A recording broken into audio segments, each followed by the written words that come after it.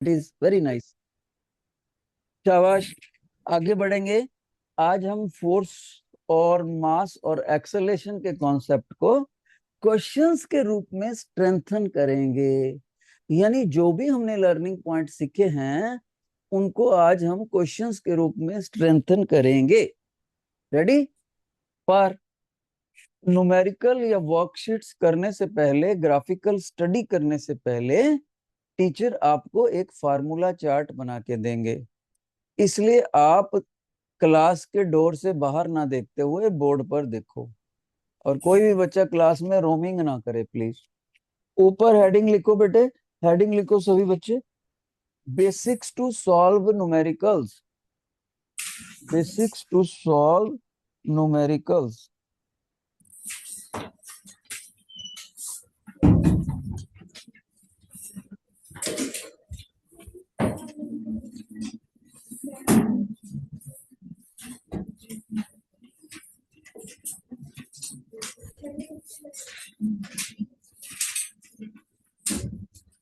Well students, everybody please be attentive. शाबाश।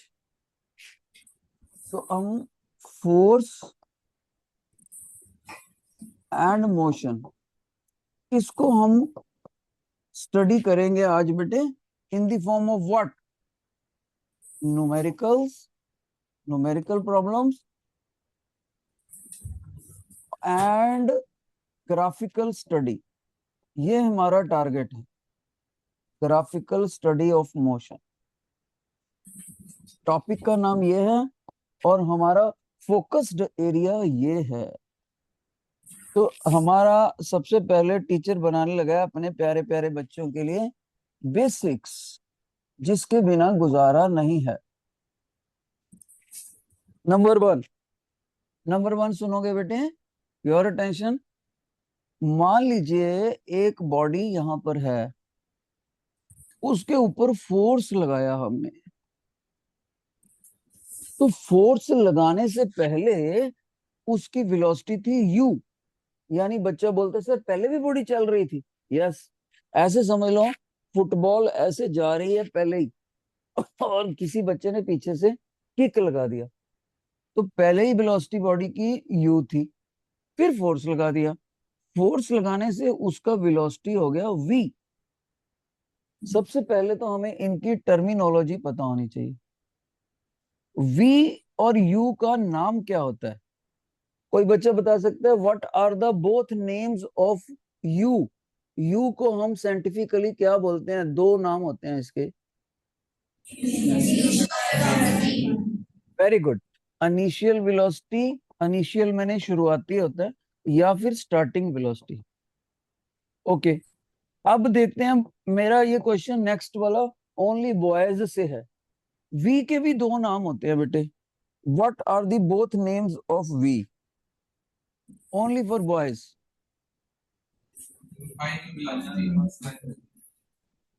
Final velocity ठीक है आपका। What is the second name? Girls, can you tell both names?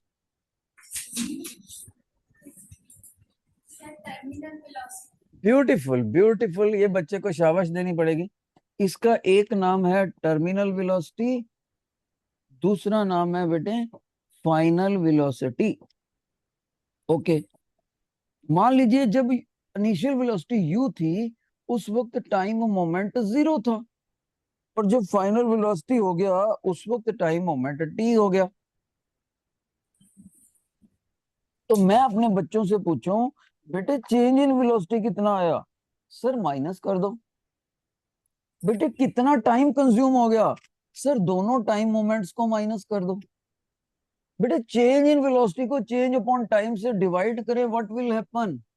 Sir ये term को acceleration बोलते हैं। इसीलिए तो एक्सेलरेशन का डेफिनेशन बनता है वेलोसिटी का change divided by time taken. इसीलिए एक्सेलरेशन को बोलते हैं rate of change of velocity, rate of change of velocity. Okay, मैं आपकी क्लास में एक बच्चे को बुला रहा हूं माइक पर और देखना चाहता हूं ये बच्चा आंसर दे पाता है कि नहीं? यस। एक बच्चा है बेटे आपकी क्लास में, Amandeep Kaur. Who is this student? Amandeep Kaur, mike पर आइए बेटे। आपको मेरे को ये बताना है, what is the SI unit of acceleration? हाँ, इधर उधर नहीं देखना, अपनी तरफ से। SI unit of acceleration. इसको यूनिट, बच्चे यूनिट किस में मापते हैं इसको? मैं बताना चाहूंगा, इसका आंसर रोज सेक्शन ने भी दे दिया था, सनफ्लावर ने भी दे दिया था, लोटस ने भी दे दिया इसका आंसर। बेटे एक्सेलरेशन की यूनिट होती है मीटर पर सेकंड, नहीं, metre per second square. Okay, इसको ऐसे लिख दो या ऐसे लिख दो, दो तरीके होते हैं। अगर बच्चे बैठो, आप बैठो, अगर मैंने आपसे पूछा होता ना वेलोसिटी का यूनिट, तब आप बोलते हैं metre per second. Okay, metre per second initial velocity का भी यही होता है, फाइनल वेलोसिटी का भी यही होता है।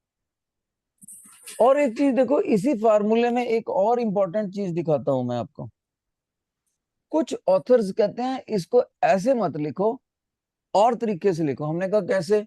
कहते हैं इसको क्रॉस पोजीशन करके इधर ले आओ, तो एक्सेलरेशन इनटू टाइम ही रह गया, और ये क्या बन गया? Change in velocity v minus you. फिर कहते हैं u को भी उधर ले जाओ, तो जब हम u को उधर ले गए, अलजेब्रिक साइन चेंज हो गया, तो हमारे पास फार्मूला बन गया वे। तो इसी फार्मूले को बहुत से ऑथर ऐसा लिखना पसंद करते हैं। सेम चीज है, तो आप भी लिख लो, final velocity is equal to initial velocity plus acceleration into time. एक और फार्मूला सुनो। मान लो इस फार्मूले में से मैं आपको ऐसा डाटा देता कि आपको एक्सेलरेशन निकालना पड़ता।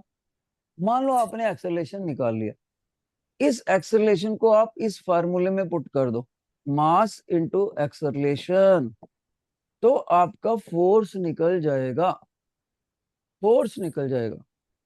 जैसे अगर मैं एग्जांपल से बताऊं, तो सभी बच्चे बोले, ये देखो कि मान लीजिए ये एक गोदरेज का अलमीरा है, उसको ये पर्टिकुलर पर्सन फोर्स लगा रहा है, तो ये फोर्स कितना लगेगा अगर इस अलमारी में ए एक्सेलरेशन सेट हो गया, और अलमारी का मास है m। एक्सेलरेशन कितना सेट हो गया अलमारी में जोर लगाने से? एक्सेलरेशन मींस कितना चेंज इन वेलोसिटी आया कितने टाइम में। तो एक्सेलरेशन हमने यहां से निकाला, मान लो यहां पुट कर दिया, तो ये बॉडी बंदे ने इतना फोर्स लगाया। तो ये रेड वाला फार्मूला हाईली हाईली इंपॉर्टेंट।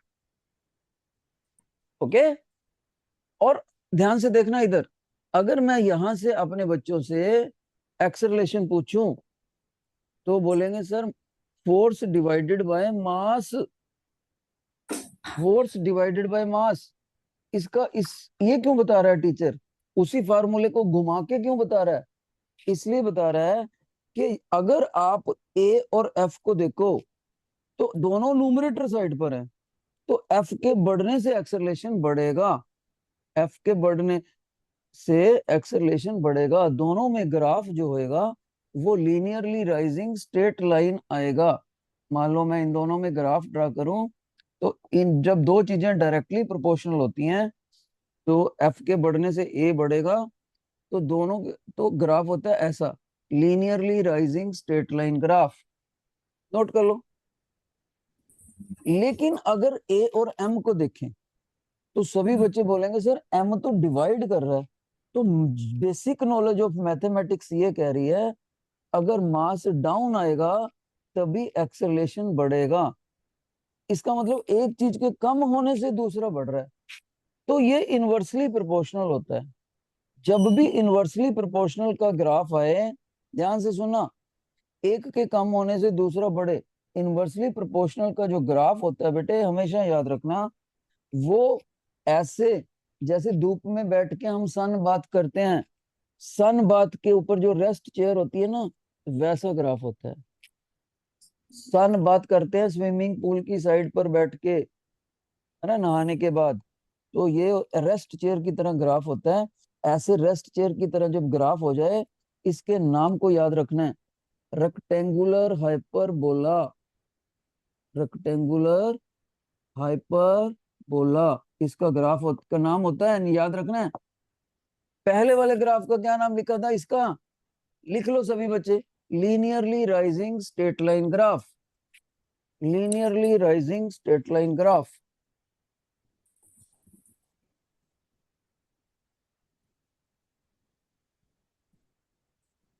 अब मैं देखो, इस वक्त बोर्ड के ऊपर 3 बॉक्सेस लिखे हुए हैं, 3 बॉक्स है फार्मूलों के और 2 graph.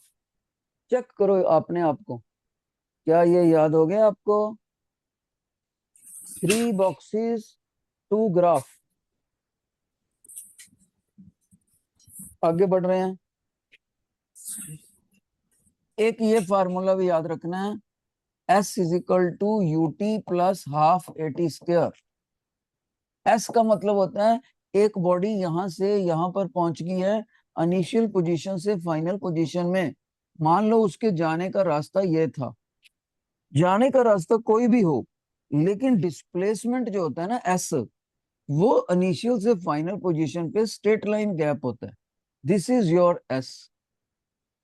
S is the straight line gap from initial position to final position, और इसका डायरेक्शन भी इनिशियल से फाइनल की तरफ होता है। यू क्या है?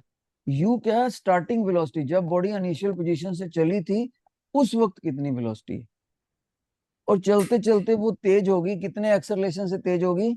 ए एक्सेलरेशन से। और इनिशियल से फाइनल पोजीशन तक पहुंचने के लिए उसको टाइम लग गया, कितना टाइम लग गया? Small T time. तो ये फार्मूला आपको याद रखना है, फिर से सुनो, displacement is equal to product of initial velocity and time plus half acceleration time का स्क्वायर। एक फार्मूला और याद करना, बस 2 करने हैं बल्कि। फाइनल वेलोसिटी का स्क्वायर माइनस इनिशियल वेलोसिटी का square is equal to twice acceleration into displacement. Note कर लो, फाइनल वेलोसिटी का स्क्वायर इनिशियल वेलोसिटी का स्क्वायर, दोनों का डिफरेंस ट्वाइस ए एस। और सभी बच्चों ने याद करना बेटे, v square minus u square को ऐसे भी लिख सकते हैं, जैसे a square minus b square का फार्मूला होता है a minus b, a plus b. ये वाला मेथड आपको इजी कैलकुलेशन करवाएगा। और एक चीज, न्यूटन के थर्ड लॉ में बोला था हमने, किसी बॉडी के ऊपर एक्शन फोर्स लगाएं तो वो बॉडी दूसरी बॉडी के ऊपर रिवर्स बराबर का रिएक्शन फोर्स लगाती है अपोजिट डायरेक्शन में। जैसे अगर एक ये ब्लॉक है, उसको ये लड़का पुश कर रहा है एक्शन फोर्स से, एक्शन फोर्स से पुश कर रहा है, तो ये ब्लॉक भी लड़के को वापस फोर्स लगाएगा रिएक्शन फोर्स से। दोनों फोर्सेस इक्वल होते हैं, अपोजिट होते हैं, और डायरेक्शन अपोजिट होने की वजह से यहाँ पर माइनस का साइन लगता है। इसको बोलते हैं न्यूटन का third law. To every action there is an equal and opposite reaction. फिर भी ये दोनों फोर्सेस कैंसिल नहीं करते, क्योंकि कैंसिल होने के लिए दोनों इक्वल एंड अपोजिट फोर्सेस का सेम बॉडी के ऊपर लगना जरूरी होता है। पर यहाँ सेम नहीं है। एक्शन किसके ऊपर लग रहा है? ब्लॉक के ऊपर एक्शन लग रहा है, एक्शन फोर्स। रिएक्शन किसके ऊपर लग रहा है? मैन के ऊपर लग रहा है रिएक्शन के। तो इसलिए दोनों अलग अलग बॉडीज होगी, तो ये इक्वल एंड अपोजिट होने के बावजूद कैंसिल नहीं करते, because they act on different bodies. Okay, शाबाश, ये था बेसिक्स। अब फटाफट assignment, pull out your assignment, hurry up, निकाल लीजिए। अगर कोई बच्चा असाइनमेंट नहीं लेकर आया तो वो ऐसे बच्चे के साथ बैठे जिसके पास असाइनमेंट हो। Please settle your position. First question पढ़ेंगे।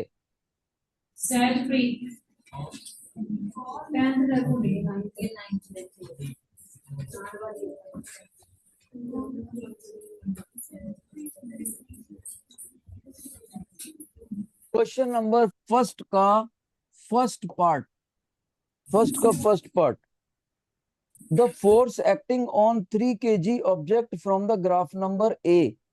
सभी बच्चे ग्राफ नंबर ए देखो, और वो फोर्स और मास में ग्राफ है। तो जब मास 3 kg है, फोर्स कितना होगा? कौन बच्चा बताएगा? रोज सेक्शन में इसको बता दिया गया था successfully.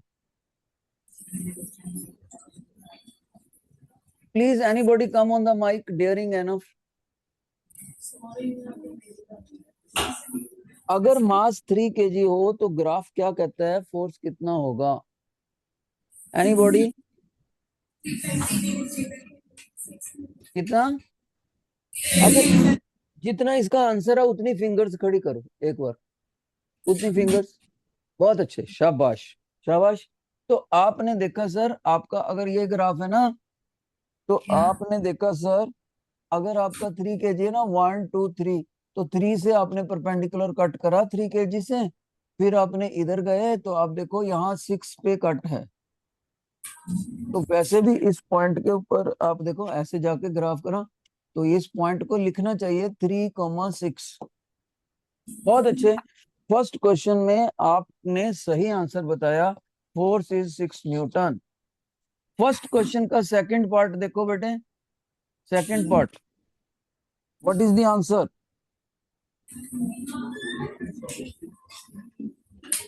Second part, which graph represents greater acceleration? P graph बोल रहे हैं, लेकिन इसको कैलकुलेट कैसे करना है देखो।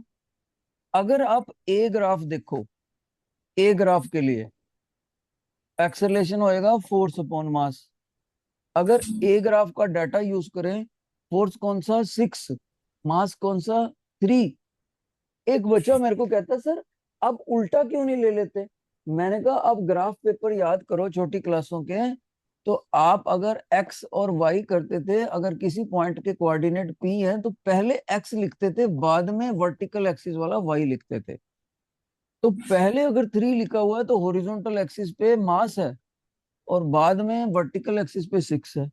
तो 6 को 3 से डिवाइड करा, तो ए ग्राफ से एक्सेलरेशन आया 2 मीटर पर सेकंड स्क्वायर। लेकिन यही चीज हम सेकंड ग्राफ पे जब देखें, बी ग्राफ के ऊपर, सभी बच्चे देखो बी ग्राफ के ऊपर कितना एक्सेलरेशन आएगा, ए डैश इज इक्वल टू इतना। उसमें भी आप ग्राफ नोट करो, 3 kg पे ही करते हैं, चलो। मास तो 3 kg, फोर्स बताओ कितना? फोर्स कितना 3 kg पर सेकंड ग्राफ में, बी ग्राफ में?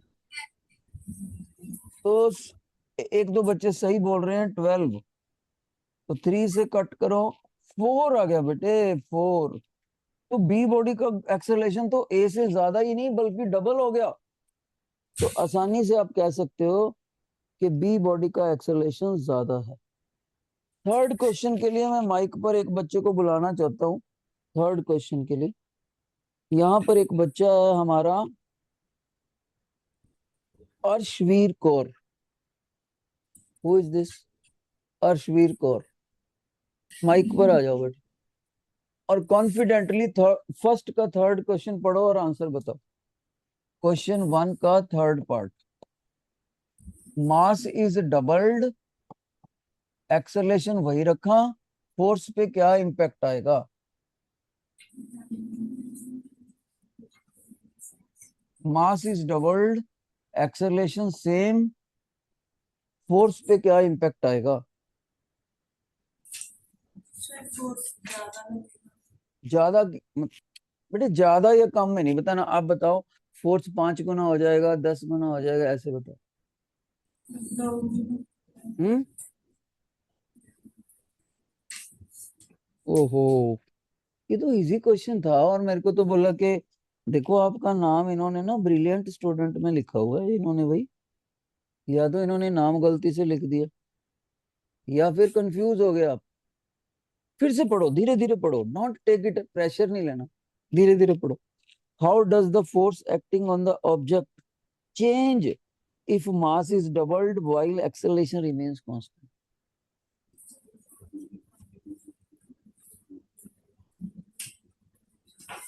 अच्छा, आपके क्लासमेट से पूछना चाहते हैं हमें, क्या बेटा इतना बताओ, क्या ये गुड़िया इस क्वेश्चन का जवाब दे सकती है कि नहीं? यस या नो, बोलो। आपको क्या लगता है, इसको देना चाहिए इसका आंसर कि नहीं? इजी है कि टफ है? बोलते ही नहीं डैफोडिल, कुछ तो बोलो।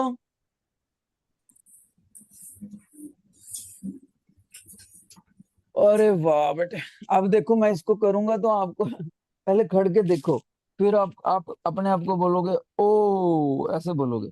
लिसन, आप ओरिजिनल फोर्स को ये लिख दो, force is equal to mass into acceleration. और न्यू फोर्स, जो न्यू फोर्स लिखना है उसमें मास को डबल कर दो, ये लिखा हुआ है, एम की बजाय 2m लिख दो।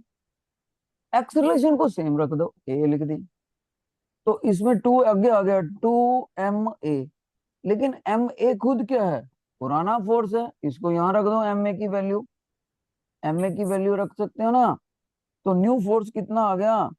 Double of original force. ये था क्वेश्चन। अब बताओ मेरे को, कौन बच्चा खड़ा माइक पर, आपको ये जवाब देना चाहिए था कि नहीं? यस और नो, बोलो। अरे गलती मानोगी तभी तो इम्प्रूव करोगी कल को। बताओ, यहाँ देना चाहिए था कि नहीं आंसर? लोग खड़ी, अब तो मैं भी पेन रख दिया, मैंने यही पूछी जाने, थर्ड टाइम। बताओ, देना चाहिए था कि नहीं क्वेश्चन, ये आंसर? हम्म, बताओ बताओ, मैंने ऐसे जाने, फोर्थ टाइम, जितना मर्जी मेरे से बुलवा लो, मैंने जाने ही नहीं देना। Should you be able to solve this question और नॉट? हाँ, तो क्यों नहीं कर पाए पता है? क्योंकि आपने प्रेशर ले लिया, अननेसेसरी प्रेशर बेटे। आप माइक पर आए, सर ने बुला लिया अचानक ही, इतने बच्चे मेरे को सुन रहे हैं, इसलिए नहीं हुआ। नेवर टेक अननेसेसरी प्रेशर, बस मैंने यही सिखाना था। रिलैक्स्ड रहना है, रिलैक्स्ड। जाओ बेटा, शाबाश। तो आपने अननेसेसरी प्रेशर नहीं लेना, ये हमसे सबक मिलता है। कई बार बच्चे फाइनल एग्जाम इसी की वजह से गलत कर देते हैं, फाइनल एग्जाम है, बोर्ड के एग्जाम है, गलत करके आ जाते हैं। क्वेश्चन नंबर सेकंड, सेकंड में आप ग्राफ देखो, शाबाश।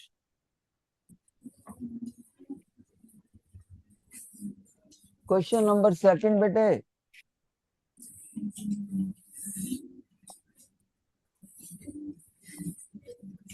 How will you solve?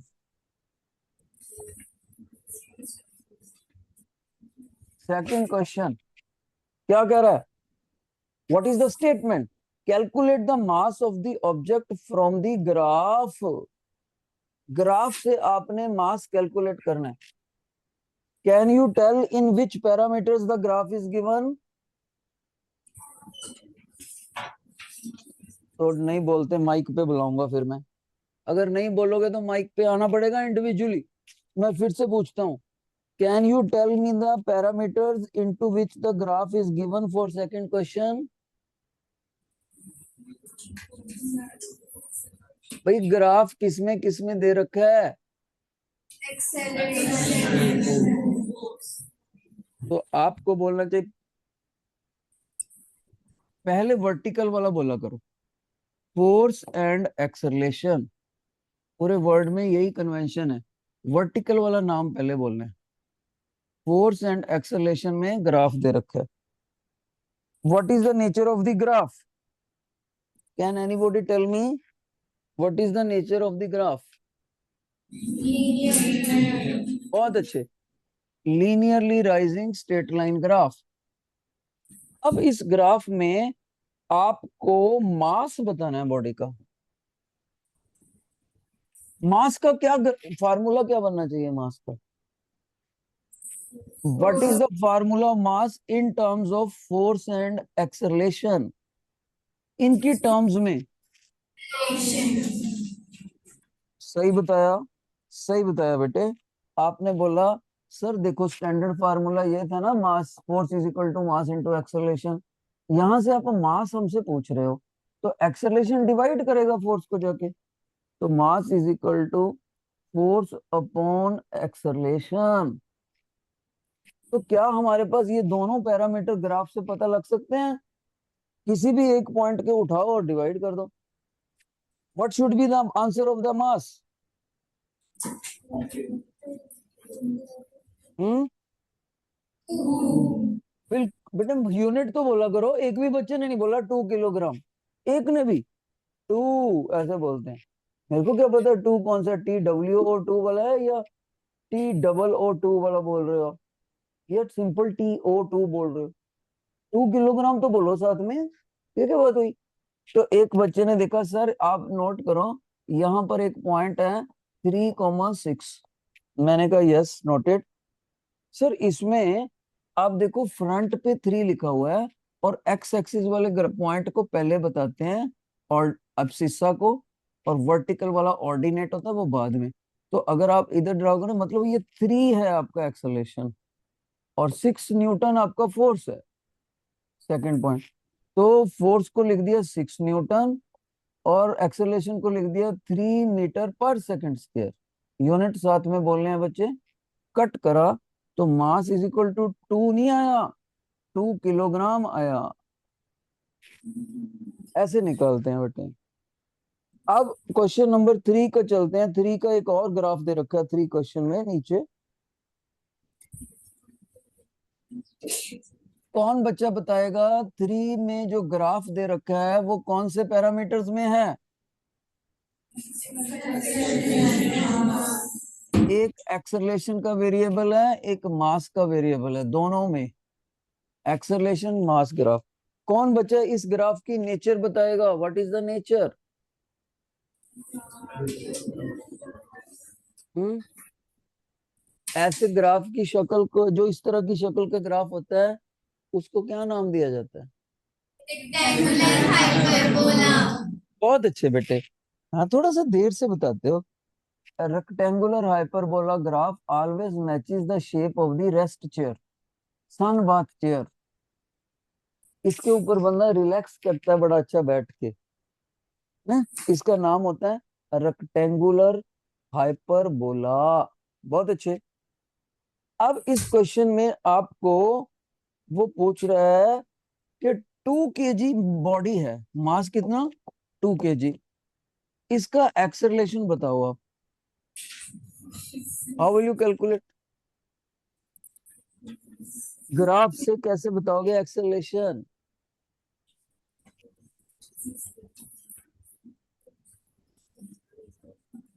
6 metre per second. Brilliant brain. देखो मैं जानबूझ के बोला नहीं, मेरे को पता था ये क्लास बता देगी, थोड़ा सा टाइम लेगी। बहुत अच्छे। इस बच्चे ने देखा सर, आप यहाँ पर 1, यहाँ 2 देखो आप। जहां पर आपका ग्राफ में 2 लिखा है ना वहां से सर, उसमें कॉमा डाल के 6 भी लिखा हुआ है। तो आपको पता है जो बाद में होता है ना, ऑर्डिनेट, तो ऑर्डिनेट यहाँ कट करेगा, वो एक्सेलरेशन आपका 6 मीटर पर सेकंड स्क्वायर बोलना चाहिए। किसी भी बच्चे को ये पता होना चाहिए, सभी बच्चे ध्यान से सुन ले। अगर मैं यहाँ पर P पॉइंट लिखता हूँ तो उसके अंदर एक्स कोऑर्डिनेट वाई कोऑर्डिनेट होते हैं। जो एक्स कोऑर्डिनेट होता है उसको हम एब्सिस्सा बोलते हैं, ABS, CI, और वाई को बोलते हैं ऑर्डिनेट। ऑर्डिनेट। कोई बच्चा बोलता है सर इनको ऐसे नहीं बोल सकते, x coordinate and y coordinate. बोल सकते हैं, लेकिन प्रोफेशनल मेथड, वर्ल्ड वाइड जो कन्वेंशन बनी हुई है मैथमेटिक्स में, उसमें पहले वाले कोऑर्डिनेट को बोलना है एब्सिस्सा, दूसरे वाले को ऑर्डिनेट। ये याद रखना है। ओके। इसी क्वेश्चन में सेकंड चलो। Calculate the force exerted on 3 kg। ये तो ब्रिलियंट। एक बच्चे ने बोला सर क्यों हमें कंफ्यूज करने की कोशिश कर रहे हो? आपने इधर एक्सेलरेशन इधर मास लिया, और इस ग्राफ में आपने एक यहाँ पर पॉइंट दे रखा है 3,4। तो क्योंकि आपने खुद ही पॉइंट दे रखा है, और मास को किलोग्राम में ले रखा है, इसका मतलब है mass is equal to 3 kg। मैंने कहा ठीक है सर, यहाँ 4 है और एक्सेलरेशन की unit metre per second square mention कर रखी है आपने, तो यहाँ से पता लगता है आपका एक्सेलरेशन है 4 metre per second square. Sir आपने हमसे मास पूछा हुआ है, मास नहीं फोर्स पूछा है। फोर्स का फार्मूला मास इंटू एक्सेलरेशन ही तो होता है, इसलिए 3 को 4 से मल्टीप्लाई करके 12 न्यूटन लिखेंगे। ऐसे पेपर में सॉल्व करना है। जिन बच्चों को ये सारा बोर्ड समझ आ गया, please raise your hand, please raise your hand. ये देखो पहले वाली 3 गर्ल्स को नहीं समझ आया, इन्हीं को मैं खड़ा कर देता। खड़ा हो जाओ भाई। हाँ बता दिया। मैं सुस्त बच्चों से तो मेरे को बहुत ज्यादा हेट है, सुस्त बच्चों से मैं बहुत ज्यादा, मेरे को गुस्सा आ जाता है अगर बच्चा समझ आ गया और हाथ भी नहीं खड़ा कर सकता। याद रखना आगे से मेरे को ये फर्स्ट बेंच पे जो 3 स्टूडेंट्स बैठे हैं, मैं आप पे खास नजर रखूंगा। अब आ गया बेटे next. How does acceleration of the object change if mass increases while applied the force remains constant. बताओ, मास इंक्रीज हो और फोर्स उतना ही लगे तो एक्सेलरेशन पे बॉडी पे क्या असर आएगा? ये अच्छा क्वेश्चन है। देखते हैं इसको इंग्लिश में कौन बता पाता है। Please Gurman Singh, please come on the mic. Gurman Singh आ जाओ भाई। इस क्वेश्चन को इंग्लिश में बताना है आपने। लोग कहते हैं तुम्हारी इंग्लिश बहुत अच्छी है, लेट्स सी कितनी अच्छी है। How does the acceleration of an object change if its mass increases while the applied force remains constant?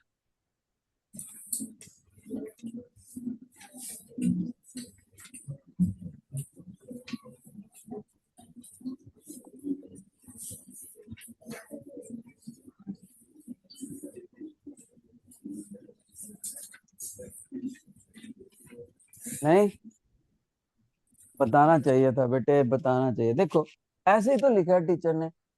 आप कहोगे sir basic formula is force is equal to mass into acceleration. मैंने कहा ठीक है। दूसरी बात आप कहोगे सर इसमें आप एक्सेलरेशन के बारे में पूछ रहे हो ना, तो एक्सेलरेशन को निकालो पहले तो, फोर्स अपॉन मास। फिर आप कहोगे sir according to question force तो आपका कांस्टेंट है, कांस्टेंट मतलब फिक्स है उसकी वैल्यू। फिर ठीक है, लेकिन सर मास आप लगातार इंक्रीज कर रहे हो। पहले मास इतना था, फिर मास इतना हो गया, फिर मास इतना हो गया। जब मास इंक्रीज हो गया डिनोमिनेटर इंक्रीज हो गया। डिनोमिनेटर के इंक्रीज करने से फ्रैक्शन का आंसर डिक्रीज होता है। तो आप कहोगे सर जैसे जैसे आप मास को इंक्रीज करोगे तो therefore acceleration will keep on decreasing, acceleration will decrease on keep on decreasing. Otherwise भी आप कह सकते हो sir acceleration of force are inversely proportional, इसीलिए इन दोनों में जो ग्राफ ड्रा करते हैं हमेशा वो रेक्टेंगुलर हाइपरबोला आता है। रेक्टेंगुलर हाइपरबोला का मतलब ही ये होता है एक पैरामीटर के बढ़ने से दूसरा पैरामीटर घटता है। इसका मतलब ये होता है इनवर्सली प्रोपोर्शनल। तो आपको आंसर देना चाहिए था कि एम डिनोमिनेटर में लिखा हुआ है और ए एक्सेल नोमरेटर में है, अपोजिट साइड ऑफ इक्वालिटी। तो एम के इंक्रीज होने से एक्सेलरेशन डिक्रीज होगा। तो यही आपको इंग्लिश में लैंग्वेज बना के लिखना था। Can you now make the English, can you make the profession? अब मैंने समझा दिया, can you make it English, in English? Try your best.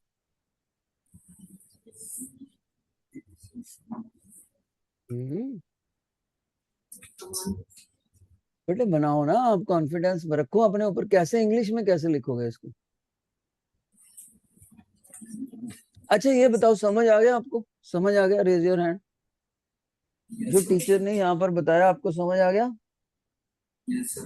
तो इसको इंग्लिश में ट्रांसलेट करके दिखाओ। शाबाश। क्वेश्चन आपको पता है। If in the statement of question according to force applied remains constant but mass of the body keep on increasing, What will be the impact on acceleration of body? Acceleration will decrease. नहीं, logic नहीं दोगे paper में कुछ? Acceleration will decrease, ठीक है, Y वो ये कुछ नहीं बताओगे? Because force is constant and mass is increasing. But professional language बोलनी है। Force remains constant, mass increases, acceleration down, तो आप बोलोगे acceleration and mass are inversely proportional. ये प्रोफेशनल टर्मिनोलॉजी यूज करनी है, inversely proportional to each other, and that is why their graph between them is rectangular hyperbola, and hence we conclude more will be the mass, lesser will be the acceleration. तब मिलेंगे, एक number मिलेगा 1 mark अगर इतना लिखा। ये तुम्हारी तरह आंसर लिख दिया ना, तो मैं समझता हूँ 2 में से 0.25 नंबर मिलेंगे। इतना सुनने के बाद बच्चा बोलता है सर मास इंक्रीजेज एक्सेलरेशन डिक्रीज। ये नहीं है कोई भी लैंग्वेज, ऐसा आंसर तो 3rd क्लास का बच्चा दे दे। तुम 9th में हो गए, बाय सॉरी 8th में हो गए, बाय चांस 9th में, बाय चांस 9th में हो गए तुम। चलो दोबारा बनाओ, टेल मी द आंसर। शाबाश, प्रोफेशनल।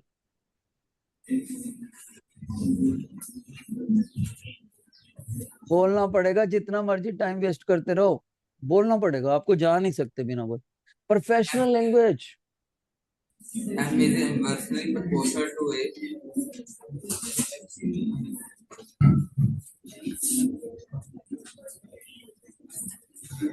गुरुदेव ग्राफ के बारे में कुछ बोल दो प्लीज, कृपा इसको रिक्वेस्ट लेटर लिख के दो बेटे।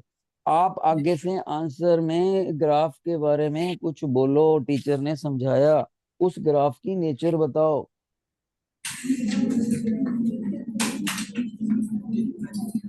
जाओ बेटे, आपने मेरे को उदास किया, जाओ जाओ बैठो। I will not count yourself, I will say you a weak student, weak student है मेरे मुताबिक। तो आपको कहना है force is equal to mass into acceleration, और ये बच्चा जो अभी अभी गया है ना, बार बार सुनूंगा मैं, इसके नाम पे निशानी लगा लूं जरा, बार बार बुलाऊंगा तुम्हें, एक्टिव होकर बैठना। आप लिखोगे force is equal to mass into acceleration, therefore acceleration is equal to force upon mass. From here we conclude acceleration is inversely proportional to mass, and the graph between acceleration and mass is rectangular hyperbola. From these all facts we conclude that when mass increases, acceleration decreases, provided force is kept constant. ऐसी language लिखनी है आप, तब जाके एक number मिलेगा। तुम्हें तो मैं रोज ही बुलाऊंगा करके माइक पर। Question number 4, 4th question number, पढ़ो जरा एक बार।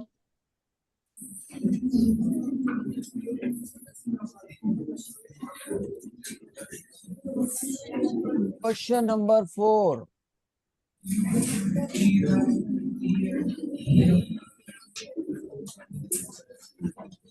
फोर्थ का ए पार्ट मैं कराऊंगा आपको। फोर्थ में बॉडी का मास कितना है? 30 kg। मास कितना बेटे? 30 kg। देखो आपको स्टेटमेंट खुद भी पढ़ना चाहिए। अगर हर बार मैं ट्रांसलेट करके बताऊंगा स्टेटमेंट को, so it may be the case that while sitting in the examination you are unable to understand the meaning of the statement. Every time teacher should not translate that statement in simpler words. Your English level should be of such a level that you should be able to understand the meaning of the statement. So in this question, mass is 30 kg. Okay. Force आपको calculate करना है, force calculate करना है, और आपको एक data table दे रखा है। इस डाटा टेबल में क्या दिया हुआ है? यहाँ टाइम है, यहाँ वेलोसिटी ऑफ द बॉडी ए है, ए बॉडी के लिए ही ये क्वेश्चन सॉल्व हो रहा है। क्या डाटा दिया हुआ बेटे? देखो 0 मोमेंट टाइम की, 1 मोमेंट, 2 मोमेंट, 3 मोमेंट, 4 मोमेंट, ऐसे कुछ दिया हुआ है डाटा। कितना कितना दिया है? 0, 10, 20, 30, ऐसे कुछ दिया हुआ है, 40। ओके, तो अब गौर से देखो इसमें कैसे करना है। सभी बच्चों को पता है sir force is equal to mass into acceleration आएगा। मैंने कहा बेटे mass is given to you, why don't you put 30 kg।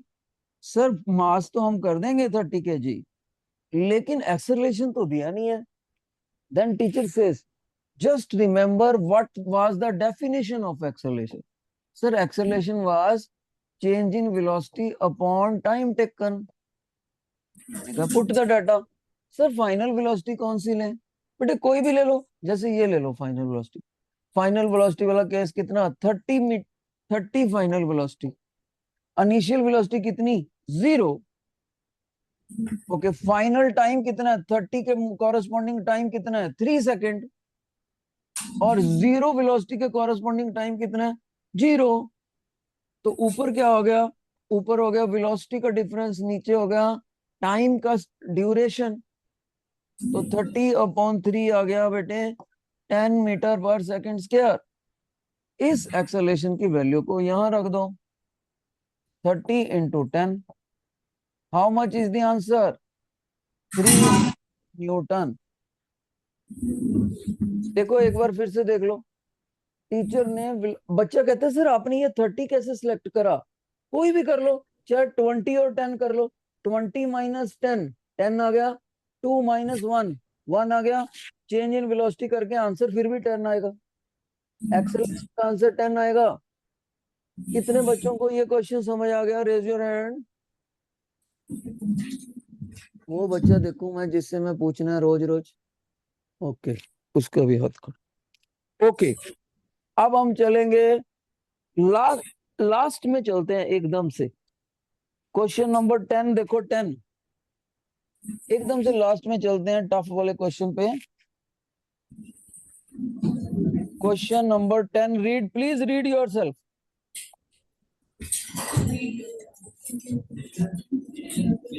A laborer pushes the set of 3 boxes horizontally. He sets a velocity of 2 meter per second in the boxes initially at rest.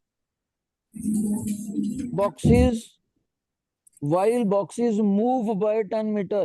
Move word छूट गया, इसमें add कर लो। While boxes move by 10 meter, how much force is applied? देखो इस question में क्या है बेटे, यहां पर 3 बॉक्सेस हैं, 2.5 kg, 2 kg and 3 kg। 3 boxes साथ के साथ जुड़ रखे हैं। ओके, तो होता क्या है, somebody is pushing the boxes. कौन? एक लेबरर। एक लेबरर है, मजदूर है, वो इन बॉक्सेस को इकट्ठे पुश कर रहा है। ओके, एंड ही सेज कि पहले ये बॉक्सेस एट रेस्ट थे, u is equal to 0 metre per second square. फिर वो कहता है बॉक्सेस की फाइनल वेलोसिटी होगी है 2 मीटर पर सेकंड। ओके, कहता है जब 0 से 2 मीटर तक वेलोसिटी पहुंची तो इस लेबरर ने इन बॉक्सेस को अपनी प्रीवियस पोजीशन से नई पोजीशन तक पहुंचाने के लिए 10 मीटर का डिस्प्लेसमेंट कवर कर दिया। हमने कहा ठीक है। कहता है इस लड़के ने, इस लेबरर ने कितना फोर्स लगाया वो बताओ। शाबाश। Competition among boys and girls. करो इस क्वेश्चन को, देखते हैं बॉयज और गर्ल्स में कौन आंसर बताता है। क्वेश्चन का स्टेटमेंट क्लियर है। एक लेबरर ने 3 बॉक्सेस को पुश करा। शुरू में ये बॉक्सेस रेस्ट पर थे और धक्का लगाने के बाद इनकी वेलोसिटी होगी 2 मीटर पर सेकंड। जब तक वेलोसिटी 0 से 2 पहुंचती है तो बॉक्सेस 10 मीटर का डिस्प्लेसमेंट फॉरवर्ड कवर कर देते हैं फोर्स लगाने की वजह से। तो इस लड़के ने कितना फोर्स लगाया ये बताना है आपको। Boys versus girls competition.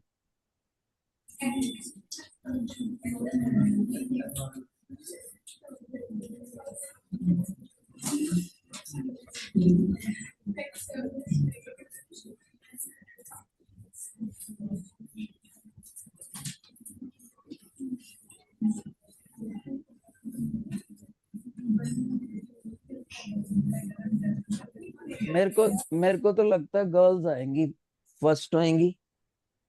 कभी कभी लगता है बॉयज आएंगे।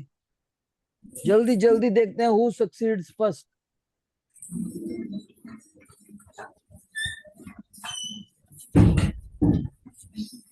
Who comes, who beats whom।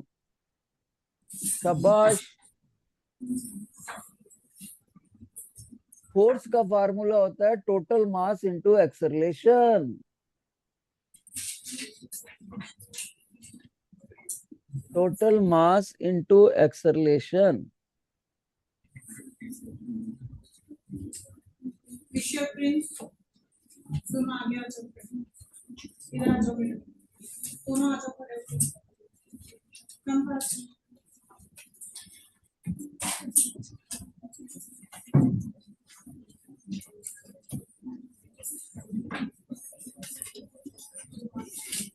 So what I am observing, शायद नहीं कर पा रहे बच्चे। Should I mean that all of you have surrendered? क्या आप सारे लोग इस क्वेश्चंस के सामने हार मान गए हो? ओके, अभी बच्चे फाइटिंग मोड में हैं। They have the good. Anybody with the answer? 1.5 Newton. Okay, मैं कैलकुलेट करता हूँ इसको। देखो, देखते हैं फिर सही आता है कि नहीं। आपका आंसर मेरे को पता लग गया। बेटे सभी बच्चे कहते हैं सर देखो force is equal to mass into acceleration होता है। मैंने कहा यस सर, मास की वैल्यू आपके पास है ना। मैंने कहा इन तीनों का टोटल कर देंगे। Okay sir. एक्सेलरेशन है? मैंने कहा नहीं है। सर आपने ये फार्मूला पढ़ा है, v square minus u square equal to 2as।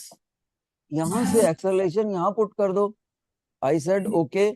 तो जैसे ही उस बच्चे की इंस्ट्रक्शन में फॉलो करता हूँ, तो सबसे पहले तो मास को टोटल कर देते हैं। Let's call it m1, m2, m3। m3 करा। देखो आपको सिंबॉलिकली सॉल्व करना होता है, वरना सीबीएसई बोर्ड कहता है आपको मार्क्स नहीं मिलेंगे। मैंने 7 साल 7 इयर्स पेपर चेक करे हैं मैंने सीबीएसई बोर्ड के।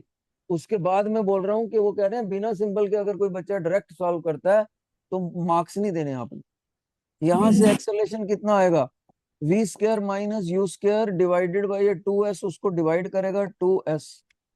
अब सारा डाटा भर दो। Let's fill up the data. m1 is 2.5, this is 2, this is 3।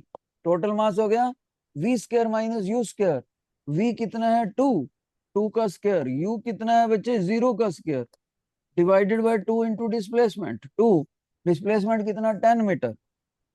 तो अल्टीमेटली आपका ये कितना आ गया बेटे 7.5 यहाँ पर आ गया, और इधर 2 का स्क्वायर 4 हो गया, और यहाँ आ गया 20। तो 20 आ गया बच्चे। ये इसको आगे हम कटिंग करते हैं 7.5 इंटू 1/5। तो कितने बच्चों का प्लीज बताना मेरे को इतना आंसर आया है? अरे वाह, क्लैपिंग क्लैपिंग। सारी सारी क्लास को स्वागत। बेटे मैं एक चीज नोट करता हूँ आपकी क्लास में कि एबिलिटी ज्यादा है, कॉन्फिडेंस कम है। तो आपका आंसर इतने बच्चों का सही, लेकिन डरे डरे से जवाब दे रहे थे 1.5 ऐसे। ना ना, if you have the ability, have confidence. और इतने एक्सपीरियंस टीचर ने आपको शाबाश दी है, और that is why there was clap for you. एक चैलेंज और लो, चलो एक चैलेंज और। What is the answer of question number, बेटे क्वेश्चन नंबर 6? Question number 6। चलो boys versus girls, boys versus girls competition.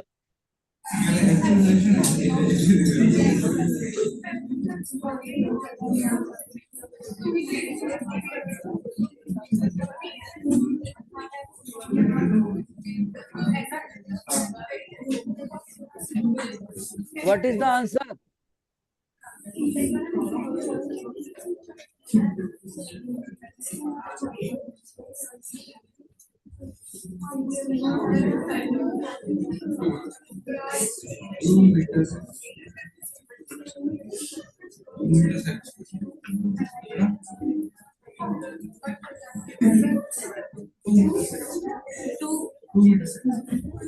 बेटा देखो, 2 is not correct. Yes, जो यूनिट के साथ बोलेगा उसका सही है. 2 metre per second square is correct. Okay, तो बेटा मैंने देखो इतने सारे क्वेश्चन करवा दिए आपको, सिर्फ 2 या 3 क्वेश्चन आपको छोड़े हैं मैंने, है ना? तो वो आपके लिए एक्सरसाइज, राइट? लेक्चर का टाइम ओवर हो गया ना कि बचा है? टाइम ओवर है या बचा है बेटे?